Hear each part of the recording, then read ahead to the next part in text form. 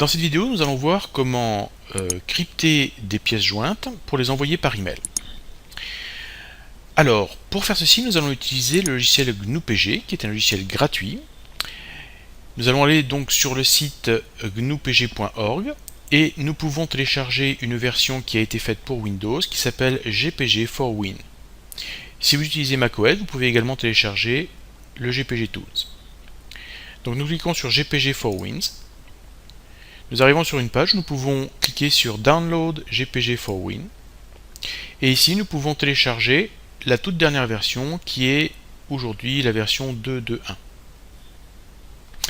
Donc, je l'ai déjà fait et je l'ai ici. Je vais vous montrer maintenant comment on l'installe.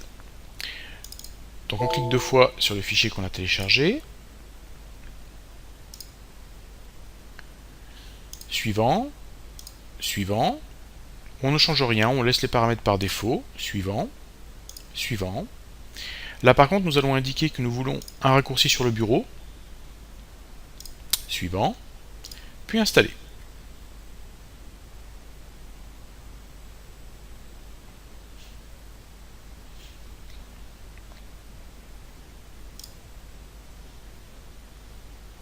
Je ne veux pas afficher le fichier README. J'ai maintenant sur mon ordinateur un logiciel qui s'appelle Cléopatra. Je vais l'ouvrir. Et la première chose que nous allons faire, c'est créer notre clé de cryptage. Je vais cliquer sur File, puis sur New Certificate. Maintenant, je vais cliquer sur Créer a Personal Open PGP Key Pair.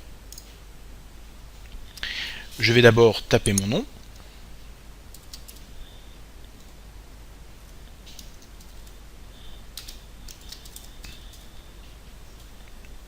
Et je vais taper l'adresse email que je vais utiliser pour envoyer mes fichiers cryptés.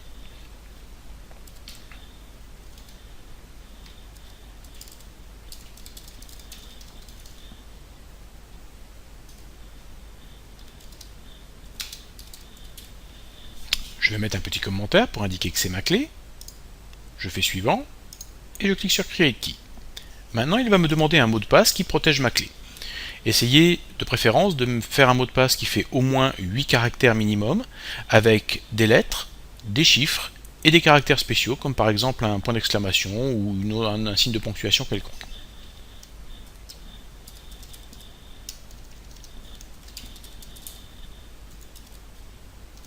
Comme vous pouvez le voir, le logiciel m'indique la qualité de mon mot de passe, ici 100%. Il va me demander de retaper ce mot de passe afin de confirmer que c'est bien le bon, que je n'ai pas fait une faute de frappe. Voilà, ma clé pair est créée. Maintenant, il est très important de faire une sauvegarde de cette clé pair et de faire très attention où vous la mettez. Car cette clé pair possède deux clés, une clé qui est publique et une clé qui est privée. La clé publique, vous allez pouvoir la donner à tout le monde. Et toute personne qui détiendra votre clé publique pourra crypter des fichiers qui vous seront destinés. Vous serez la seule personne à pouvoir décrypter ces fichiers à l'aide de votre clé privée.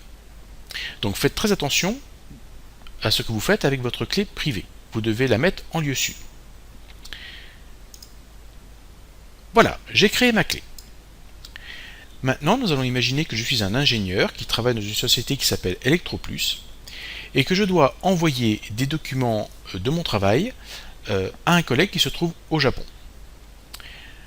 Bien sûr, comme ce schéma électronique de mon projet n'est pas encore breveté, je souhaite que personne ne puisse lire ce projet à part mon collègue.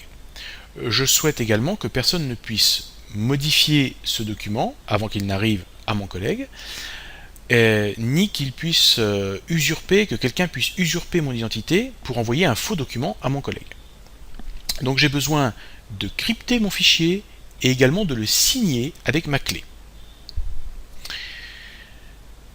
Pour crypter le fichier, je dois utiliser la clé publique de mon collègue. Lors d'un voyage à Paris, mon collègue a eu l'occasion de me donner une clé USB qui contenait sa clé publique. Le fichier est ici, il s'appelle davidmartin.asc. c'est la clé publique de mon collègue, et je vais maintenant l'importer dans Cléopatra. Je vais cliquer sur Import Certificate, je vais donc aller sur mon bureau, et je vais cliquer 2 fois sur David Martin ASC. Le logiciel me dit que la clé a bien été importée, et nous pouvons la voir sous l'onglet Imported Certificate. Maintenant, comme la clé m'a été donnée en main propre, que je connais sa provenance, je peux donc indiquer un niveau de confiance de cette clé publique. Je fais un clic droit et je vais dire Change Owner Trust. Ici, vous voyez que j'ai plusieurs niveaux de confiance que je peux donner à cette clé publique. Comme elle m'a été donnée en main propre, je vais donner le niveau de confiance maximum. Maintenant, je vais pouvoir utiliser cette clé publique de mon collègue pour pouvoir chiffrer mon document qui s'appelle schéma JPG, ici, qui est une simple image d'un schéma électronique. Et je vais donc crypter mon fichier avec cette clé publique. Cependant, il faut faire très attention que lorsque l'on chiffre un fichier avec une clé publique, on ne peut plus après le déchiffrer. Seul mon collègue David Martin pourra déchiffrer le fichier qui a été crypté avec sa clé. Donc, pour éviter de perdre mon document original, je vais en faire une copie. Et je vais crypter cette copie à l'aide de la clé. Pour ça, c'est très simple. On fait un clic droit. On a ici un menu qui nous permet de crypter et signer le document. Sign and Encrypt. Je clique dessus. Donc ici, nous allons bien indiquer que nous voulons signer et encrypter notre fichier. Nous avons également la possibilité, si c'est un fichier volumineux, de le compresser avec un système qui s'appelle TAR, qui est l'équivalent du zip, mais qui accepte donc les clés paires PGP. Nous n'allons pas le faire ici, puisque notre fichier est plutôt léger. Je vais cliquer sur Next. Et maintenant, je vais indiquer que je veux crypter mon fichier avec la clé publique de mon collègue qui se trouve au Japon. Je fais Add, et je fais Next. Le logiciel m'avertit immédiatement que si je crypte ce fichier avec cette clé publique, je ne pourrai plus le décrypter. Et donc je perdrai la lisibilité de ce fichier. Donc il faut faire très attention. Heureusement, j'en ai fait une copie. Donc je fais continuer. Ensuite, vous voyez qu'il va utiliser ma clé, Eric Durand, pour signer ce document, pour que mon collègue puisse bien être assuré que ce document vient bien de moi et que ce n'est pas quelqu'un qui aurait usurpé mon identité. Pour signer le document, il me demande bien sûr le mot de passe de ma clé.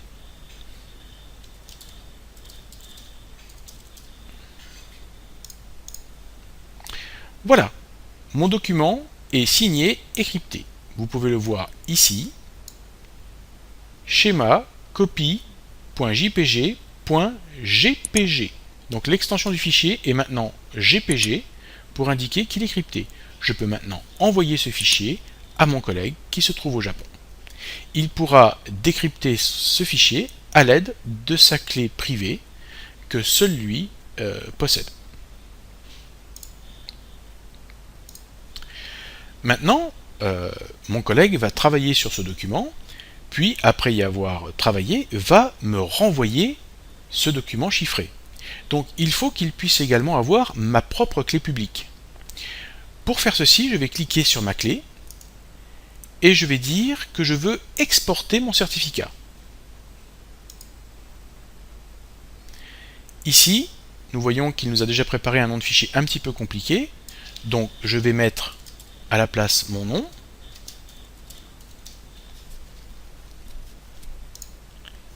Et vous voyez que ici j'ai donc un fichier Eric Durand ASC qui représente ma clé publique. Je vais le montrer dans le bloc-notes. Vous voyez que c'est bien une clé publique. Cette clé publique, je peux donc la donner à mon collègue ou lui envoyer par email. Et ainsi, il peut utiliser cette clé publique pour me renvoyer le document, également signé. Et ainsi, je suis certain que ce document n'a pas été modifié durant nos communications et que nous n'avons pas eu une usurpation d'identité de la part de quelqu'un qui aurait envoyé un faux document.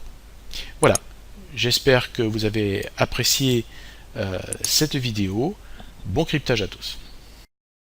إذا كنت من المتابعين الجدد اشترك الآن في القناة ليصلك الجديد بالضغط على الزر الأحمر أسفل القناة مع تفعيل الجرس، ولا تنسوا دعم المقطع بلايك. شكرا لكم جزيل الشكر.